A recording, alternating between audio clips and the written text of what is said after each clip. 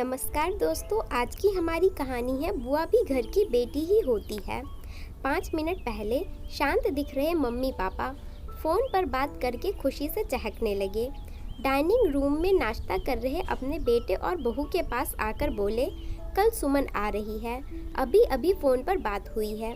समधी जी भी साथ आएंगे। राहुल, तुम कल दोपहर 4 बजे एयरपोर्ट चले जाना दोनों को लेने। इस सुमन को और कोई काम नहीं है क्या? जब देखो तब आ जाती है यहाँ पर। मैं नहीं जा पाऊँगा, मुझे और भी ज़रूरी काम है। क्या वह टैक्सी करके नहीं आ सकती यहाँ तक? राहुल गुस्साई आवाज़ में बोल पड़ा। अपने बेटे के मुंह से अपनी बेटी के लिए ऐसे बोल सुनकर माँ तो एकदम दंग रह गई। अरे तबीयत तो ठीक है ना तेरी? कैसे पागलों की तरह बात कर रहा है? घर में 2-2 गाड़ियाँ होते हुए भी बहन को टैक्सी से आने के लिए कहता है। माँ बोली, रहने दो, मैं खुद जाकर ले आऊँगा अपनी बेटी को।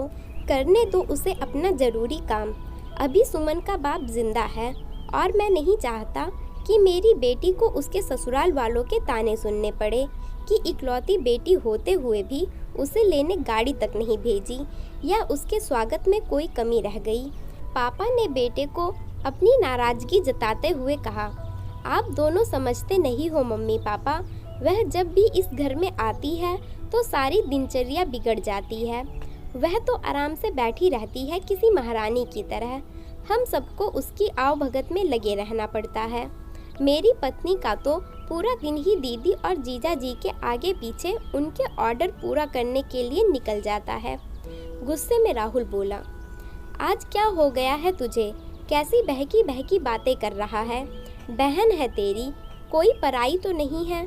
अब क्या है उसका इस घर में? शादी में दे दिया था हमने जो देना था, फिर क्यों चली आती है बार बार यहाँ पर?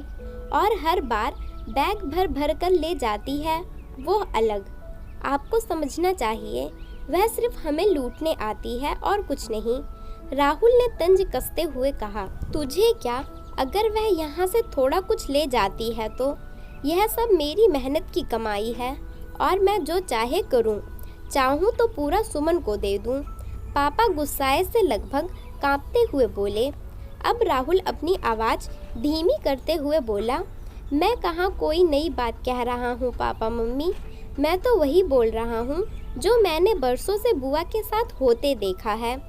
आज अपनी बेटी के खिलाफ 2 शब्द क्या सुन लिए आपने तो आप गुस्से से लाल हो गए। जरा सोचिए, जब आप बुआ के साथ ऐसा व्यवहार करते थे तब दादी को कैसा लगता होगा। बुआ जो हम पर इतनी जान छिड़कती हैं, आपने कभी उनकी और उनके ससुराल वालों के मान सम्मान के बारे में परवाह नहीं की। उन्होंने कभी भी आपसे कुछ मांगा नहीं, बल्कि हर बार वह अपने साथ कुछ न कुछ लेकर ही आती हैं। लेकिन आपका व्यवहार कभी भी उनके साथ अच्छा नहीं रहा। दादी ने भी आपसे कभी कुछ नहीं कहा कि मेरी बेटी को पैसे दे दो या कुछ खरीद कर दे दो। फिर भी दादी को आपके यहाँ इतना भी अधिकार नहीं था कि वह अपनी बेटी को कुछ दिनों के लिए अपने पास बुलाकर रहने दें। अपनी बेटी का ऐसा अपमान और सहन नहीं कर पाई, इसलिए वह गांव में पुराने घर में अकेली रहने चली गई। बुआ भी अपना अपमान सह लेती, पर आपने तो उनके पति का भी मान नहीं रखा, इसलिए उन्होंने भी हमारे घर आना जाना छोड़ दिया। जिस तरह सुमन इस घर की बेटी है, बुआ भी तो इसी घर की बेटी हैं। आपने 2 बेटियों में फ़र्क कर अच्छा नहीं किया। और रही मेरी बात, तो मैं अपनी बहन से बहुत प्यार करता हूँ। मैंने कभी अपनी पत्नी को उसके खिलाफ गलत बोलने का हक दिया ही नहीं है और वह बोलेगी भी नहीं। मैं खुद जाकर उसे लेकर आऊँगा, क्योंकि मुझे मेरी बहन पर गर्व है और अपने अच्छे भाई होने पर भी।